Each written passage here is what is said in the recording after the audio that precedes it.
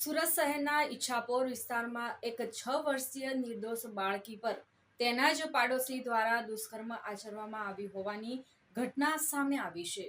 હાલ બાળકી હોસ્પિટલમાં સારવાર હેઠળ છે, જ્યારે આરોપી ફરાર થઈ ગયો છે। ઈચ્છાપોર પોલીસ દ્વારા આરોપી જય મંગલને ઝડપી પાડવામાં આવ્યો છે। 5 અલગ અલગ ટીમો બનાવી ઝડપી પાડ્યો છે તથા 50થી વધુ સીસીટીવી ફૂટેજ ચેક કર્યા છે। આરોપીએ પોતાના ઘરે જય બાળકીને પકડી બંને હાથ બાંધી દીધા અને દુષ્કર્મ આચર્યું હતું। આ વાત બાળકીએ તેના કાકા અને માતા પિતાને કરી હતી। ઈચ્છાપોર વિસ્તારમાં રહેતા એક પરિવારની 6 વર્ષની દીકરી જ્યારે તેના કાકા સાથે રહેતી હતી ત્યારે આ ઘટના બની હતી। બાળકીના માતા ઘરકામ કરે છે અને પિતા મજૂરી કામ કરે છે, જેથી બંને પોતપોતાના કામ અર્થે બહાર ગયા હતા। જ્યારે બાળકીના કાકા નાઇટ શિફ્ટમાં નોકરી કરતા હોય સવારના સમયે ઘરે આવીને સૂઈ ગયા હતા। પડોશમાં જ રહેતા જય મંગલ નામના શખ્સે એકલતાનો લાભ લઈ બાળકીને ફૂસલાવી તેના ઘરે લઈ ગયા હતા, જ્યાં બાળકીના બંને હાથ બાંધી દીધા હતા અને પ્રાઇવેટ પાર્ટમાં ડપલા કર્યા હતા।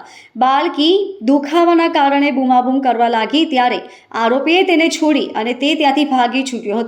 ઘરમાં પાછી આવી બાળકીએ રડતા રડતા સમગ્ર ઘટના અંગે પોતાના કાકાને જણાવ્યું હતું। ત્યારબાદ કાકાએ તાત્કાલિક આ મામલે પરિવારજનોને જાણ કરતા પોલીસ ફરિયાદ નોંધાવી હતી। Bureau report LK star news, Surat.